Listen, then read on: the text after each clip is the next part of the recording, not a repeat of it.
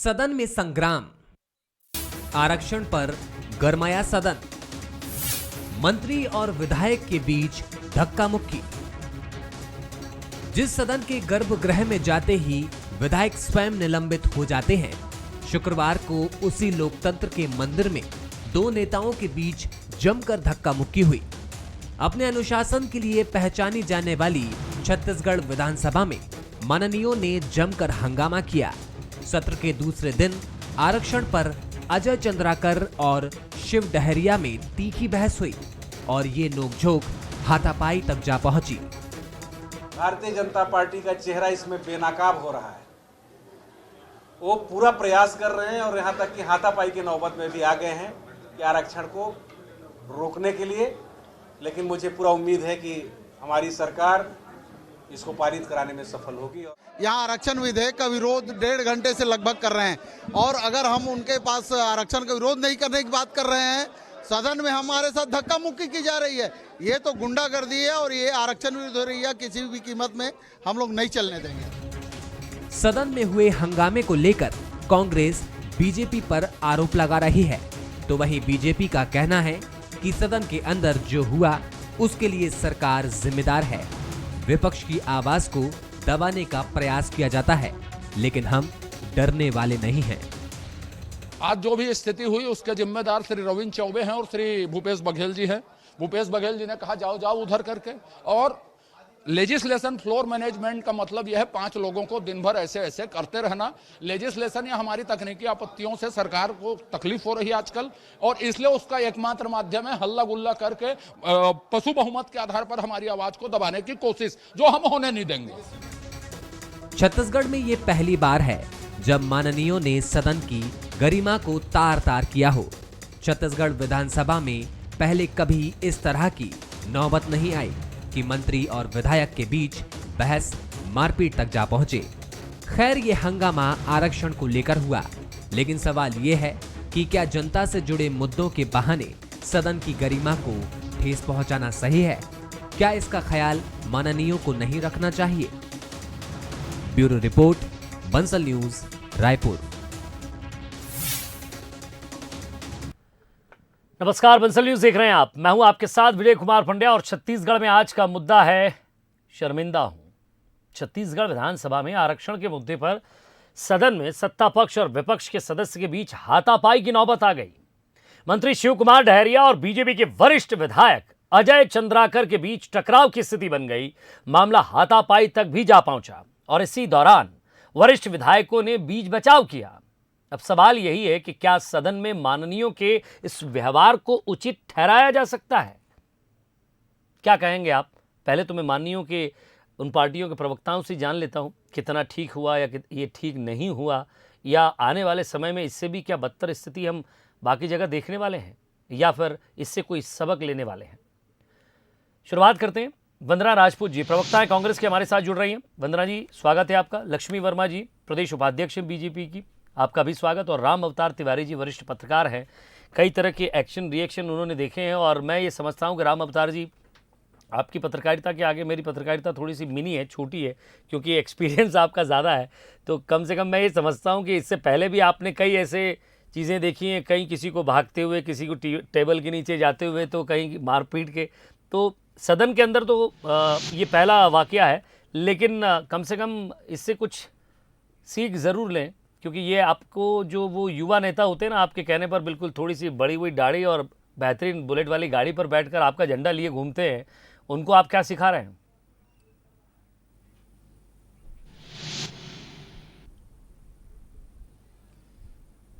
देखिए, प्रदेश की सबसे बड़ी पंचायत है जी। इस पंचायत में क्या संदेश दे रहे हैं माननीय, ये बहुत शर्मनाक स्थिति है। जिन सदन जो है वो संविधान बनाने का है, नियम बनाने का है, और जनता के हित में फैसला लेने का ये जगह है। उस पवित्र जगह में आप अपनी सोच को, दृश्य को क्या दर्शा रहे हैं और क्या बताना चाहते हैं आप जनता को? अपना व्यवहार, नेताओं के व्यवहार, उनकी भाषा शैली, उनकी सोच, ये दिखाने का सबसे बड़ा पंचायत है, जहां पर सबसे ज्यादा न्याय जो है वो आप कर सकते हैं उन भोले भाले गरीब लोगों के बीच, उन भ्रष्ट लोगों के बीच, उस बड़े अवसर को आप ऐसे वाद विवाद और हाथापाई जैसी स्थिति ला रहे हैं। क्या आप किसी मोहल्ले के चौराहे में खड़े हैं या उच्च सदन में खड़े हैं, जहां की बड़ी परंपरा है कि किस तरह से हम जो जनता से जुड़े मुद्दे हैं, जो प्रशासन की लापरवाहियां हैं, जो सरकार के हितों के फैसले लिए गए उसमें कानूनी क्या विसंगतियां हैं, समाज में क्या सोच है, वो सब चीज दिखाने का एक बड़ा अवसर जब आपको मिल रहा है, तब आप क्या चीज दिखाने जा रहे हैं। ये एक बड़ा संदेश जो लेकर आया है, कहीं न कहीं वो संसदीय परंपरा है, संसदीय ज्ञान है, वो कमजोर होने या अपने आप पर नियंत्रण नहीं होने के कारण एक हल्ला ब्रिगेड का नया सोच तैयार हो रहा है कि ज्यादा सुर्खियों में आने के लिए इस तरह कर रहे हैं, या आपको अनुभव नहीं है कि आप जिस तरह से संसदीय व्यवहार हो, आपका ज्ञान हो, और आप किसके लिए चुने गए हैं, उस जनता के लिए चुने गए हैं जिसके लिए आप बड़े फैसले कर सकते हैं। जैसे आज ही आप देखिए आरक्षण को लेकर छत्तीसगढ़ में जो बहस हुई है, जो विधेयक लाया गया, वास्तविक में वो क्रांतिकारी फैसले हैं।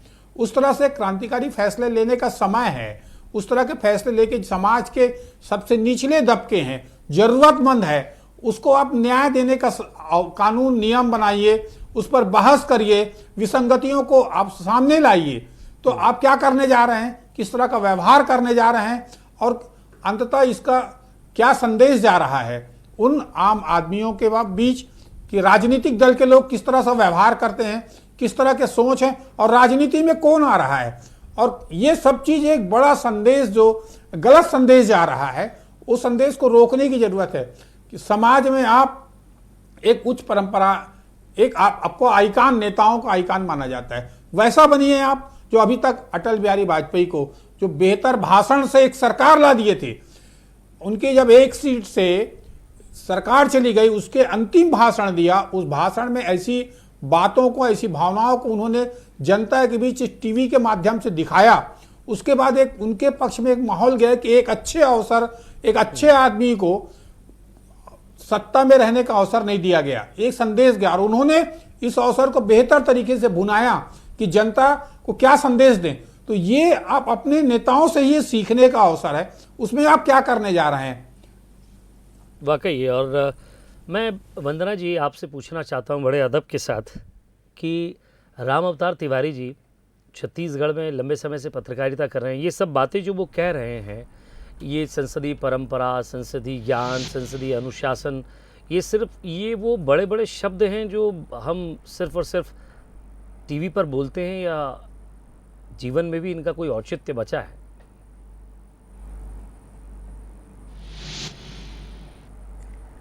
देखिए विजय जी,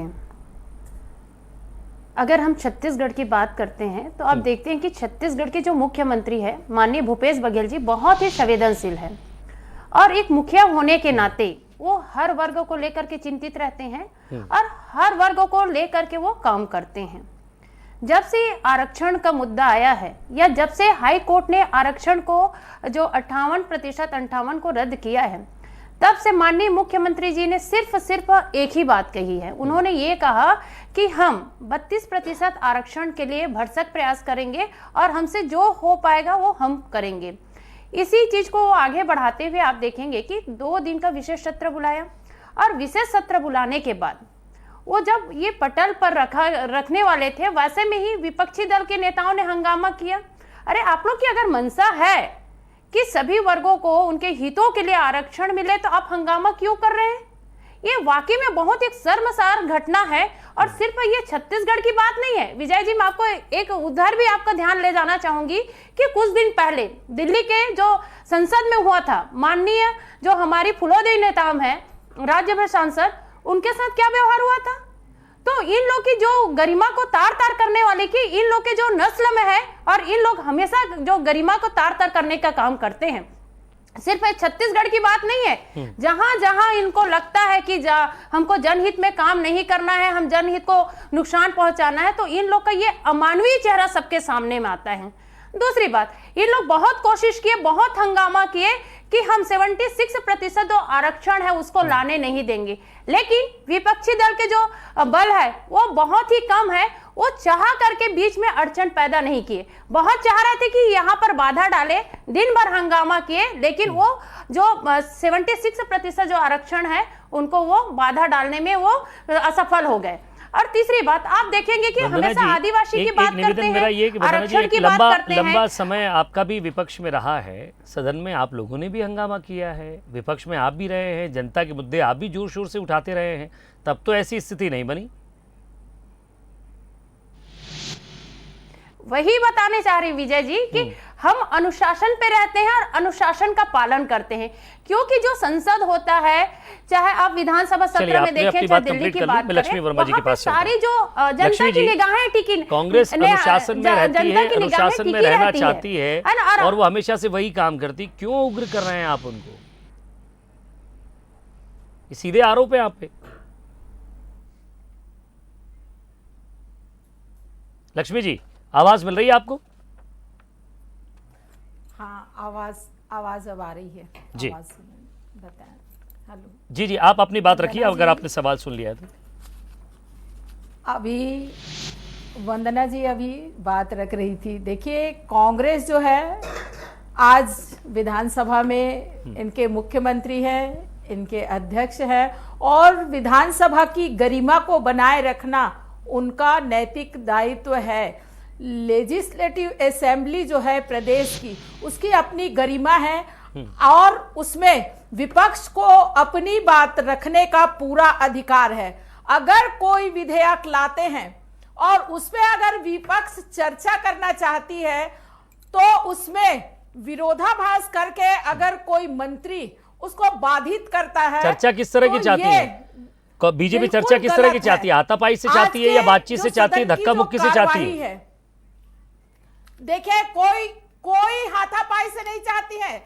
मुख्यमंत्री जी के द्वारा इशारे से शिव डारिया जी को इशारा किया गया कि उस पक्ष में जाके बैठिए। तो विधानसभा में अगर विपक्ष अपनी बात रख रही है, निश्चित रूप से भारतीय जनता पार्टी ने आरक्षण को लेके, अनुसूचित जनजाति का आरक्षण था उसको 20% से 32% किया, और कहीं ना कहीं ये कांग्रेस की, तो आप क्या कह रहे हैं, सोची समझी साजिश है क्या ये? उस आरक्षण को उच्च न्यायालय में, हेलो, ये डाटा प्रेस नहीं कर पाए तब से लेके आज भारतीय जनता पार्टी विपक्ष के रूप में जो जनता के बीच में बात रख रही थी उसको लेके छत्तीसगढ़ में जो कांग्रेस की सरकार है उनको बहुत तकलीफ था। आज मैं ये बताना चाहूंगी आपके न्यूज चैनल के माध्यम से कि विधानसभा उपचुनाव हो रहा है, विधानसभा उपचुनाव हो रहा है, लेकिन ये राजनीतिक पाखंड से लक्ष्मी जी, लेकिन सदन में ये क्या हो रहा है? कांग्रेस ने जो है आज विधानसभा सत्र का देखिए 1 और 2 को रखी है, 5 तारीख को यहाँ भानु प्रतापपुर में चुनाव होना है, तो इनका चाल चरित्र और चेहरा बिल्कुल सामने है जनता की। ये मैं एक रिएक्शन आपसे लेता हूँ राम अवतार जी, मैं रोक रहा हूँ आपको मैडम, लाते हैं और उसमें चर्चा भी नहीं करना चाहते। मैं एक रिएक्शन ले रहा हूँ राम अवतार जी से। विजय जी रखना चाहूंगी जी कि कहीं ना कहीं हमारी मंशा जो थी, मैं अपनी एक बात रखना चाहूंगी कि हम जो सामान्य वर्ग के, जो गरीब परिवार के लोग हैं, उनके आरक्षण को जो हमारे केंद्रीय गवर्नमेंट ने 10% दिया है उसको एज इट इज छत्तीसगढ़ की सरकार 10% रखे, ये हमारी ओर से बात थी। दूसरी बात जो 80 लोगों के, मैडम वो बात तो कहीं हो ही नहीं रही ना, ये आपने इतनी लंबी कथा सुना दी मैम, मैं आपका आदर कर रहा हूं, लेकिन ये हाथापाई क्यों हुई? ये 4% रखे, उसको हम 10 की बात कर रहे थे, तो आप अपने समय दे देते ना। और विपक्ष, देखिए ये विपक्ष उनको सुनना नहीं चाह रहे थे, विपक्ष की बात सुनना नहीं चाह रहे थे। राम अवतार जी, चलिए मैं आपके पास आऊंगा। गलत, विपक्ष की बात कांग्रेस सुनना राम नहीं अवतार चाह जी, रही। क्या ये लड़ाई पूरी ये हाथापाई आरक्षण की है या फिर ये बताने की है कि अब तो ये जो चुनाव है, मैं रोक रहा हूँ लक्ष्मी जी, रुकिए ना। मुख्यमंत्री जी के द्वारा उकसाया जा रहा था। राम अवतार जी, क्या ये साफ तौर पर देखने को नहीं मिल रहा है कि अब की बार चाहे उपचुनाव, ये भानु प्रताप, 4 उपचुनाव हो चुके हैं, ये भानु प्रतापपुर का उपचुनाव ये साबित कर रहा है कि आने वाले विधानसभा चुनाव, ये तो सदन के अंदर हाथापाई है, कि आने वाले उपचुनाव में क्या खून खराबा देखने को मिलेगा? देखिए, ये जो आज जो हुआ विवाद, वो आरक्षण का श्रेय लेने के लिए एक लड़ाई है। इस लड़ाई के और भी तरीके हो सकते हैं, शालीनता से हो सकते हैं, क्योंकि विधानसभा में, लोकतंत्र में विरोध एक खूबसूरती है। इस खूबसूरती को कैसे हथियार बना सकते हैं, ये आपको आना चाहिए। आपको नहीं आने के कारण आप बाजुओं की लड़ाई, बाहुबली की लड़ाई लड़ेंगे। विधानसभा में प्रश्नकाल होता है, ध्यान आकर्षण होता है और संशोधन विधेयक आता है जी। अनेक तरीके ऐसे हैं जिस पर अपनी बात आप रख सकते हैं। आपको संसदीय ज्ञान आता हो तो आप जो है किसी मुद्दे पर असहमत हैं और नया तथ्य रखना चाहते हैं, या उन्हीं तथ्यों को गलत तरीके से भी रखा जा रहा है, तो आप लिखित में शिकायत कर सकते हैं। तो विधानसभा में और लोकसभा में चर्चा के दौरान एक स्वस्थ बहस हो, उसके लिए नियम प्रक्रिया इतने हैं। उन नियम प्रक्रिया का अगर जानकारियां हो, उस अनुसार बहस हो, उतनी सारगर्भित जानकारियां हो, तो इस तरह के विवाद नहीं होंगे। शायद इन नेताओं के बीच उनके स्व के नियंत्रण नहीं होने के कारण, या संसदीय ज्ञान परंपराओं का अभाव होने के कारण, या जल्दी से सुर्खियों में आने के कारण, अपने आप को हल्ला ब्रिगेड तैयार करने की मंशा के चलते इस तरह की स्थितियां हो रही है। लक्ष्मी वर्मा जी, क्या इस तरह की स्थितियों से जो आम मुद्दे हैं, आम मुद्दे हैं, जनता से जुड़े मुद्दे हैं, वो मुद्दे छूट जा रहे हैं, उस पर स्वस्थ बहस नहीं हो रही है, उस पर अच्छे निष्कर्ष नहीं आ रहे हैं, तो हम संसदीय परंपरा को किधर ले जा रहे हैं, ये एक बड़ा सवाल है। जी। वंदना राजपूत जी, आपकी पार्टी पर सीधा आरोप लगा रही हैं लक्ष्मी वर्मा जी कि सदन के अंदर ये एक सोची समझी रणनीति के तहत हुआ है। क्या इसे स्वीकारेंगी या इसके इतर भी कुछ दूसरा सच है, तो वो बता दीजिए। देखिए विजय जी, आरोप लगाना विपक्ष का काम है, और एक जो विपक्ष होता है वो मजबूत ढांचे की तरह रहना चाहिए। इन लोग जो विपक्ष है बिल्कुल एकदम आप देखेंगे कि निर्बल और दुर्बल है। अब जिस हिसाब से जनता के मुद्दे को उठाना चाहिए और जनता के मुद्दे को लेकर के काम करना चाहिए। देखिए, जनता के मुद्दों को लेकर जिस हिसाब से इनको काम करना चाहिए वो काम नहीं करे, बल्कि जो सरकार जनहित के मुद्दों को लेकर के काम करती है तो सिर्फ इन लोग अड़चन डाल करके, बाधा डाल करके काम को व्यथित करना चाहते हैं। और सिर्फ विजय जी, इन लोग का काम आप सदन में देखे हैं, सदन के बाहर भी इन लोगों को यही रवैया है। 15 साल तक जो मंत्री थे, बहुत ही वरिष्ठ मंत्री राजेश मूणत जी, कुछ दिन पहले आप देखेंगे कि जो प्रशासनिक अधिकारी है वहां पर महिला कर्मचारी भी थी, महिला अधिकारी भी थी, उनके सामने में इतनी गंदी गंदी गाली गलौज किए थे। तो इन लोग का यही चेहरा है। कुछ दिन पहले कोरोना काल में मैडम, ऐसा इतिहास कांग्रेस का भी रहा है। अधिकारियों को बोलते हैं कि हम आपको बेल्ट पीटेंगे, कई नेता ऐसा करते हुए देखे गए हैं। पीटेंगे। तो इन लोगों का इतिहास यही रहा है। आज तो उन्होंने जो विधानसभा सत्र में किया है बहुत ही शर्मनाक किया है, और हम तो विपक्ष दल को लेकर के हमेशा साथ में चलना चाहते हैं, इसीलिए हमने सत्र बुलाया। हम चाहते थे कि चर्चा करें, लेकिन इन लोग चर्चा चलना नहीं चाहते, कुछ चलना चाहते हैं, दिन भर सिर्फ हंगामा किए,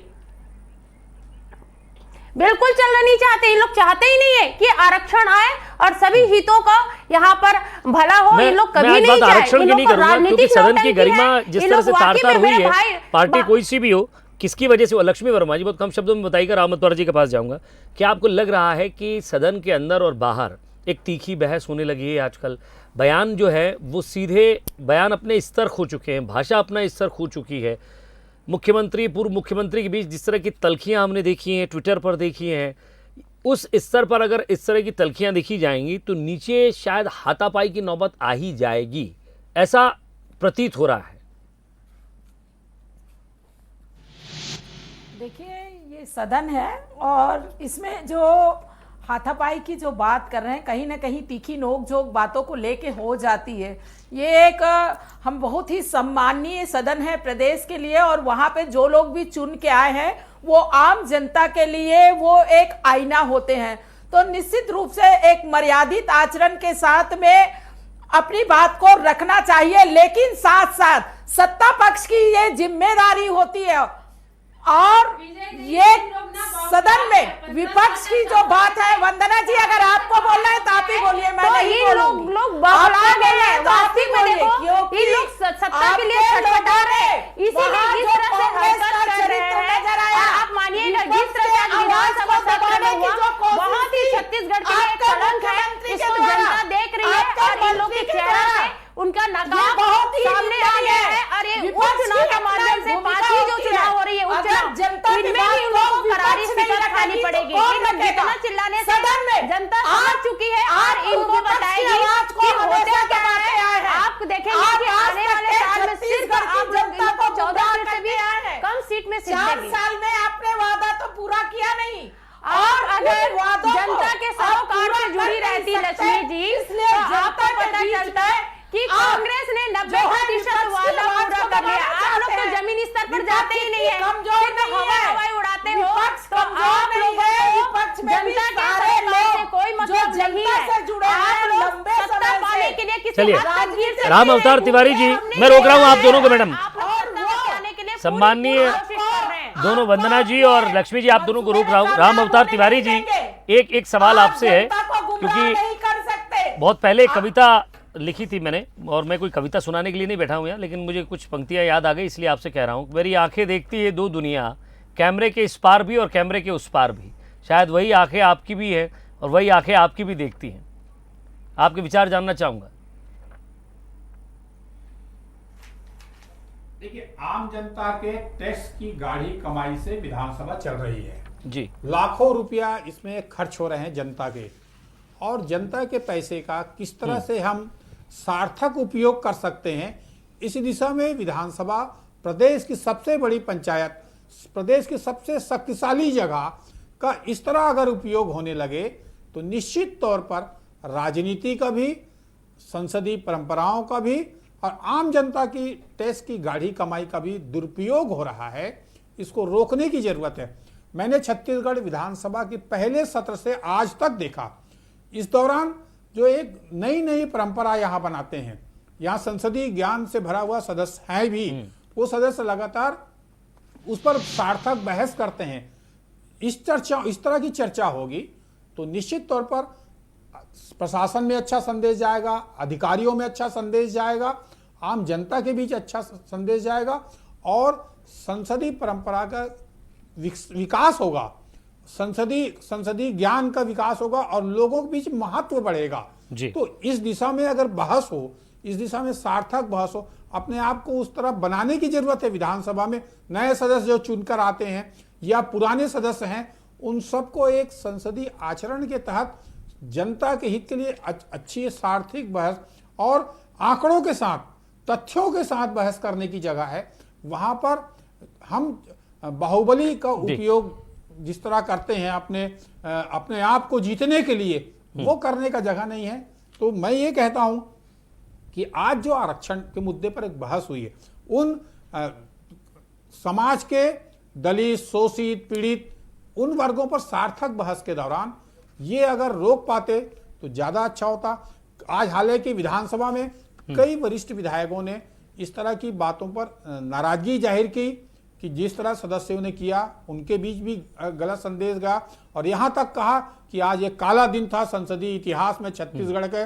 ऐसे भाजपा के लोगों ने जोर शोर से कहा कि अगर इस तरह की परंपरा होगी तो छत्तीसगढ़ की गरिमा गिरेगी विधानसभा का और राजनीतिक इतिहास में लास्ट रिएक्शन में आप दोनों से लेना चाहूंगा, वंदना जी और लक्ष्मी जी। कहा गया जी जी, वंदना जी आपसे लास्ट रिएक्शन, क्या ये वादा करती है कांग्रेस पार्टी कि वो इस स्थिति में, किसी भी स्थिति में, इस स्थिति में क्या, किसी भी स्थिति में संसदीय गरिमा, वो आचरण जो है बना रहे, वो आचरण रण ना हो जाए, वहाँ कोई लड़ाई झगड़ा ना हो जाए। मैं ये नहीं कह रहा हूँ कि आपने किया या किसने किया, मैं कह रहा हूँ कि क्या आज कांग्रेस भी ये शपथ लेती है क्या? फिर मैं लक्ष्मी जी के पास चलूंगा कम शब्दों में। देखिए विजय जी, कांग्रेस ने तो हमेशा शपथ लिया है कि अनुशासन रहे और जो गरिमा है वो हमेशा गरिमा बहुत अच्छे से इतिहास में लिखा जाए कि कहीं पर भी ऐसे अनुशासनहीनता नहीं होना चाहिए। ये कांग्रेस हमेशा से इस पर पहल करती आई है और पहल कर रही है। रही बात, ये तो विपक्षी दल ही वैसी है कि जब भी देखो गरिमा को तार तार करने में लगे रहते, चाहे आप सदन के अंदर देखो या सदन के बाहर तो मैडम आप भी विपक्ष को सुनिए, समझाइए, तर्कों से जवाब दीजिए। आप ही के छत्तीसगढ़ के भाई हैं। विपक्ष को सुन रहे हैं, हम विपक्ष को साथ में लेकर के जाना चाहते हैं। देखिए विजय जी, सब हम दोनों की मंजिल एक है, तो हमारे साथ आकर के उनको चलना चाहिए, ना कि विरोध करना चाहिए। लेकिन उनकी जो मंजिल अलग अलग है, जो कथनी और करनी होता है, लेकिन अंतर होता है। जनता का भला किसकी मंजिल है ये जनता ही जानती होगी। मैं मैडम लक्ष्मी जी आपसे पूछना चाहता हूँ, जब आप दोनों की मंजिल एक ही है तो फिर ऐसा लड़ाई झगड़ा क्यों? लक्ष्मी जी।